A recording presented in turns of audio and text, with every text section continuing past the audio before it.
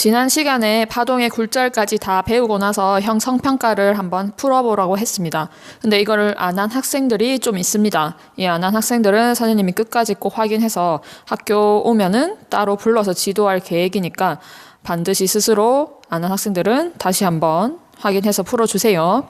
그 다음에 형성평가 내용들을 보니까 뭐 대체로 다 잘 풀었고, 틀린 학생들도 몇몇 있었는데 이거는 다시 학교 오면 복습할 겸 답을 확인을 같이 해보도록 하고, 자세한 내용은 다시 설명 안 할 겁니다. 혹시 이해가 안 되는 학생들은 앞에 강의를 한 번 더 복습하면서 들으면서 좀 스스로 정리를 할 수 있도록 하세요. 자, 오늘은 교과서 148쪽 전반사에 대해서 보도록 하겠습니다.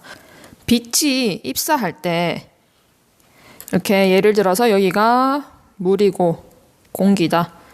물이 더 굴절률이 크죠. 이게 빛이 물을 향해서 입사를 할 때 우리가 일부는 굴절을 한다고 배웠습니다. 이 굴절은 속력이 더 느린 쪽으로, 그러니까 속력이 더 느린 거는 공기와 물 중에서 물이죠. 그러니까 물 쪽으로 이렇게 꺾인다라고 했습니다.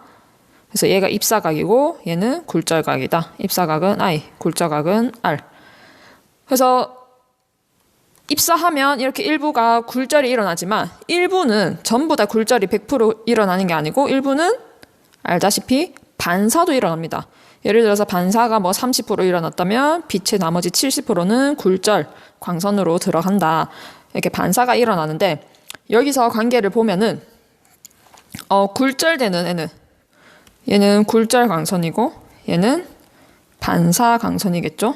그 다음에 얘는 입사 광선이 되는 겁니다. 그래서 굴절각과 입사각의 관계는 우리가 다 배웠다시피 스넬의 법칙에 의해서 N1 sin I는 N2 sin R 이라는 관계가 있고요. 그 다음에 반사각을 I 다시라고 하면은 입사각과 반사각의 관계는 어떤 관계가 있느냐? 둘은 같다는 것을 아마 알고 있을 겁니다. 그래서 빛이 입사하면 굴절도 일어나지만 일부는 동시에 반사도 일어난다라는 뜻입니다. 그래서 여기서 보면은 입사각이 점점점 이렇게 증가하면 굴절각도 뭐 증가하고 이렇게, 그 다음에 반사각도 같이 증가를 하겠죠. 그래서 여기 식에서 보면은 입사각이 증가하면은 반사각도 증가하고, 여기서도 입사각이 증가하면 사인 값이 커지니까 굴절각 값도 커져야 되겠죠. 그럼 굴절각도 증가를 합니다. 그 다음에 여기 선생님이 질문을 한 가지 들고 왔습니다. 이 질문을 잠시 영상을 정지하고 빛의 속력, 매질 A, B, 공기 이 세 가지를 한번 비교를 해보도록 합니다. 부등호로 나타내시면 됩니다. 풀어봤습니까? 그러면 선생님이랑 같이 한번 보도록 하겠습니다. 빛의 속력은 굴절률이 크면은 속력이 더 느려지죠. 그래서 굴절률을 비교를 해보면 됩니다. 그래서 공기랑 매질 A 사이에서 보면은, 자, 빛이 이대로 계속 진행을 해야 되는데 A 쪽으로 꺾인 걸 보니까 N1과 공기의 매질을 비교해 봤을 때 N1 속력이 느린 쪽으로 꺾인다 했습니다. 그래서 매질 A의 속력이 더 느리다라는 것을 알 수가 있습니다. 그래서 속력, 공기랑 A를 비교해보면 A가 더 느리다. 그 다음에 A랑 B 사이의 경계에서 또 비교를 해보면 얘는 이렇게 진행을 해야 되는데 A 쪽으로 향해서 꺾였죠. 굴절 광선이 A 쪽으로 꺾였으니까 속력 A와 속력 B를 비교해보면 느린 쪽으로 꺾이니까 A가 더 느리다. 자, 그러면 VA가 제일 속력이 느리다라는 것을 알 수 있고 공기와 B를 또 비교해봐야 되겠죠. 여기 공기랑 매질 B를 비교해보면 원래 강선이 이렇게 진행을 해야 되는데 매질 B 쪽으로 꺾인 걸 보니까 매질 B의 속력이 더 느리다라는 걸 알 수가 있다. 그래서 공기의 속력이 가장 빠르고 빛의 속력은 공기가 제일 빠르고 그 다음에 B가 두 번째로 느리고 그 다음에 A가 제일 느리다라는 것을 알 수가 있다. 그 다음에 굴절률을 보면은 속력이 느리면 굴절률이 더 크다라고 했습니다. 그래서 속력이 더 느린 N1의 굴절률이 더 크겠죠.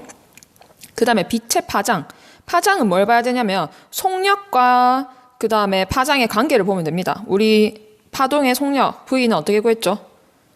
V는 시간분의 주기분의 그 다음에 거리, 파장이 되겠죠. 근데 t분의 1은 또 다른 게 쓰면은 진동수로 쓸 수가 있죠. 그래서 V는 F 람다에서 속력이 느리면은 진동수는 변하지 않는다 했습니다. 파장이 짧아지는 것을 알 수가 있다. 그래서 속력이 느린 A에서 파장이 더 짧다. 그러면 이런 부등호가 성립이 되겠죠. 그래서 이 문제는 우리가 배운 굴절 법칙과 관련돼서 생각을 해보면 풀 수 있는 문제였습니다. 자, 넘어가서 본격적으로 전반사에 대해서 들어가 보도록 하겠습니다. 전반사라는 게 뭐냐? 자, 우리가 이때 동안은 굴절이 공기에서 물로 입사될 때 어떻게 되는지를 살펴봤습니다. 근데 선생님이 저번 시간에 아마 얼핏 얘기를 했을 거예요. 반대로 물에서 공기로 빛이 입사할 때도 똑같은 경로를 따른다고 했습니다. 그래서 여기서는 물에서 공기, 즉 굴절률이 큰 곳에서 작은 곳으로 입사되는 경우를 한번 살펴보겠습니다. 그래서 여기가 예를 들어서 물이라고 치고 여기가 공기라고 봤을 때 물에서 공기로 입사되면은 똑같은 경로, 이런 경로를 따른다고 했죠. 그래서 이때는 입사각이 바로 여기가 되고요. 그 다음에 굴절각이 공기 쪽, 여기가 되겠죠. 똑같이 스넬의 법칙도 성립을 합니다. 근데 여기서 입사각이 커지면 굴절각도 커진다고 했죠. 그러면 점점 입사각을 키우면, 이렇게 들어가는 각도를 점점 키우면 굴절각도 이게 점점 늘어날 겁니다. 그러다가 어느 정도 딱 늘어났을 때, 입사각이 커졌을 때 이런 경로를 따르는 광선이 나타나게 될 겁니다. 이거는 뭐냐면 특별한 각도라고 합니다. 그래서 크리티컬 각도라고 해서 C를 붙이고요. 우리가 이때 광선의 굴절각은 90도가 되죠. 그래서 이 각도를 우리는 이름을 임계각이라고 부릅니다. 그래서 굴절각이 90도가 되는 각도를 우리는 임계각이라고 얘기를 합니다. 그러면 이 임계각보다 입사하는 각도가 커지면, 이 IC라는 이 값보다 커지면 어떤 일이 벌어지냐면 얘가 더 이렇게 꺾어지면서 전부 다 반사가 일어납니다. 전부, 모두 반사가 일어난다. 이거를 우리는 바로 전반사라고 얘기를 합니다. 그래서 이 각도는 IC보다 큰 값이다. 그래서 여기 첫 번째 강선은 입사각이 임계각보다 작은 경우고요. 그 다음에 딱 90도가 되는 이 광선 두 번째는 입사각이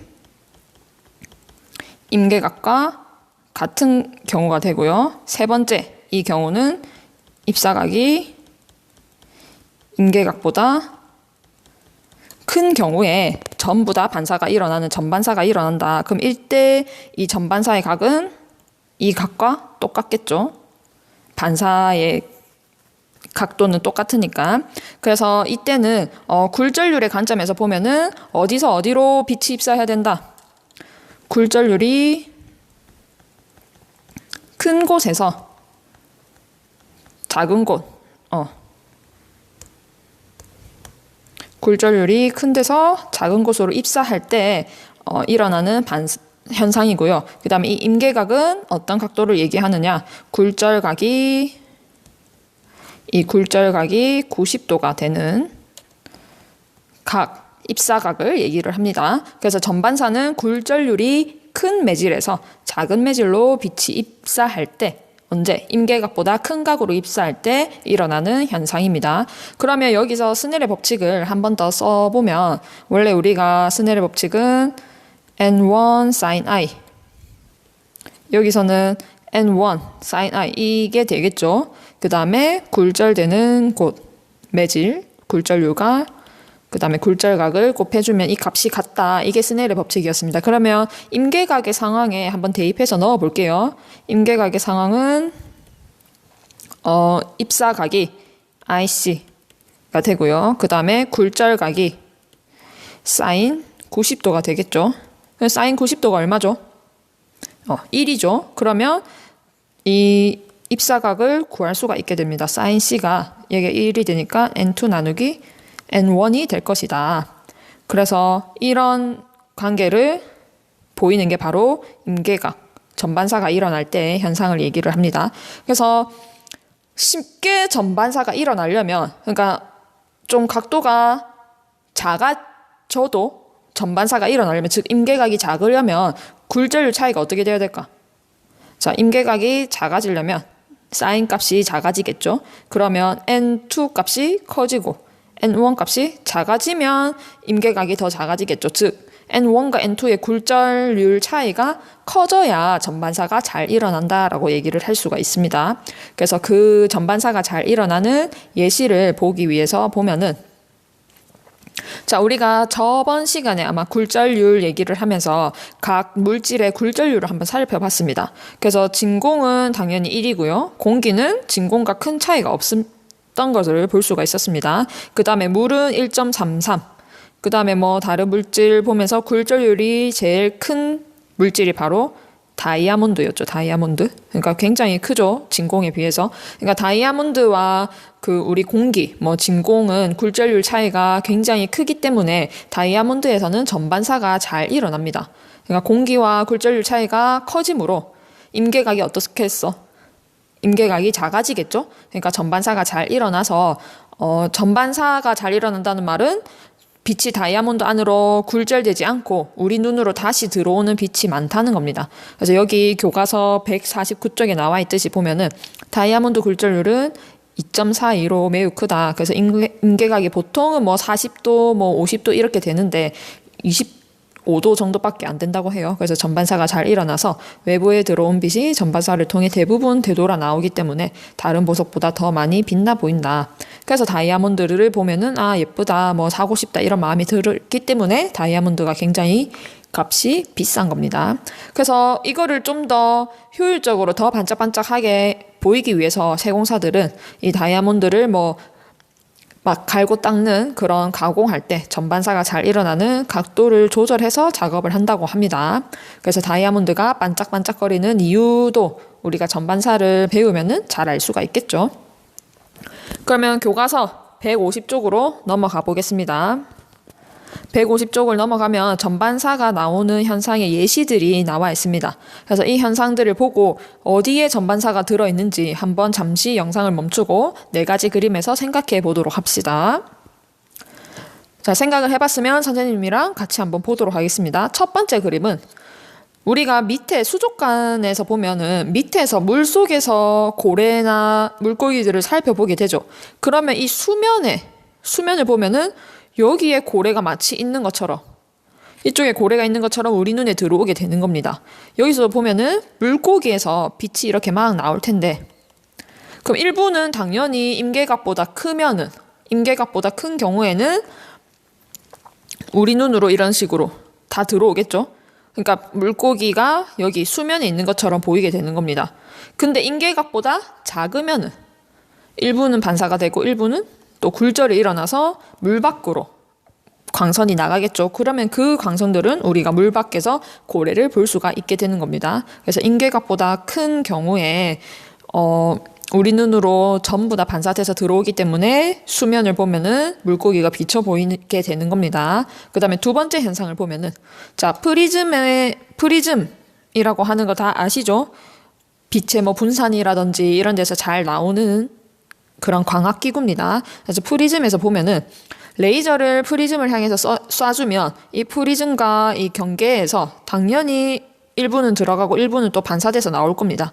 근데 이제 대부분 아마 들어갈 거예요. 여기가 투명하고 이렇기 때문에. 그래서 대부분 들어가면은 이때는 굴절 입사각이 0도이기 때문에 굴절되는 각도도 0도겠죠. 그러니까 굴절이 된다는 뜻입니까? 굴절각이 0도인데 굴절 뭐 되지 않고 그냥 통과한다는 얘기죠. 그래서 이렇게 통과를 하면 여기 면에서 보면은 만나면은 이 입사각이 45도를 이루게 될 겁니다. 45도를 이루면 임계각이 이 프리즘의 경우에는 한 41도 정도 되거든요. 그러니까 45도 임계각보다 커지기 때문에 전부 다 반사가 일어나게 됩니다. 그럼 전반사 여기서 일어나고, 그다음에 여기서도 한 번 더 전반사가 일어나서 다시 레이저 빛이 되돌아오는 것처럼 보이게 됩니다. 그래서 프리즘에서도 전반사를 살펴봤고요. 그 다음에 세 번째, 이 현상이 굉장히 많이 나와요. 우리 뭐 과학, 뭐 전람회라든지 이런 데 가서 보게 되면은 이런 것들은 많이 실험으로 보여주거든요. 그래서 우리도 실제로 한번 해보면 좋은데 일단 여기서 한번 살펴보겠습니다. 이렇게 물을 담은 컵에 구멍을 뚫으면 물이 여기서 나오겠죠. 이렇게 물이 밖으로 나오게 됩니다. 근데 여기에 이 선을 따라서 레이저를 입사시켜 주면은 레이저가 직선으로 나가서 여기서 레이저가 보이는 게 아니고 이 물줄기를 따라서 휘어서 가게 됩니다. 그러니까 여기에 손을 비추면 여기에 레이저 빛이 나와요. 이게 어떤 원리냐? 이렇게 물줄기를 조금 확대해서 그려보면은 이런 식으로 물줄기가 따라서 흐르겠죠. 그럼 레이저를 여기서 비춥니다. 레이저를 비춰서 보면은 빛이 이렇게 들어가서 쭉 직진하는 게 아니고 여기 물 안에서 전반사가 일어납니다. 임계각보다 커지면. 그래서 전반사가 일어나고 여기서 또 전반사가 일어나고 전반사 계속 일어나니까 물줄기를 따라서 빛이 흘러가는 거죠. 그래서 레이저가 이런 광선 경로를 통해서 빛이 진행하는 게 아니고 전반사 일어나서 이런 경로로 진행을 하게 됩니다. 그래서 여기에서 보면은 빛이 레이저가 어디서 온 것처럼 보이게 된다는 거죠. 그래서 레이저 빛이 물줄기를 따라 진행하는 것도 전반사에서 볼 수 있는 현상이었습니다. 그럼 이 물줄기의 역할을 하면은 우리가 빛을 휘어져도 멀리 보낼 수가 있겠죠. 이 물줄기의 역할을 하는 게 바로 광섬유입니다. 광섬유는 이렇게 빛이 밖으로 퍼져나가는 것을 막아주기 때문에 먼 곳까지 빛을 전달을 할 수가 있습니다. 그러니까 이 광섬유를 이용하면은 원거리 통신이 가능해지겠죠. 그래서 이 광섬유와 관련된 내용은 조금 더 얘기할 게 있기 때문에 선생님이 다음 시간에 얘기를 하도록 하고요. 아마 온라인 강의는 여기까지가 끝이 아닐까 싶어요. 다음 시간부터는 계약을 통해서 우리가 얼굴 보고 직접 수업을 할 수 있기 때문에 그래서 그때 수업을 할 때 선생님이 뭐 굴절에 대해서라든지 뭐 전반사에 대해서는 깊게 설명을 하지 않을 겁니다. 그래서 계약하기 전에 내가 이 부분을 잘 모르겠다 하는 친구들은 강의를 다시 한번 돌려보면서 복습을 해서 꼭 계약해서 선생님이랑 수업 시간에 봤으면 좋겠습니다. 그래서 선생님이랑 같이 간단하게 정리를 하겠지만 그 전에 부족한 부분은 스스로 공부해 오도록 하세요. 그러면 다음 시간에 우리 교실에서 만납시다. 수고했습니다.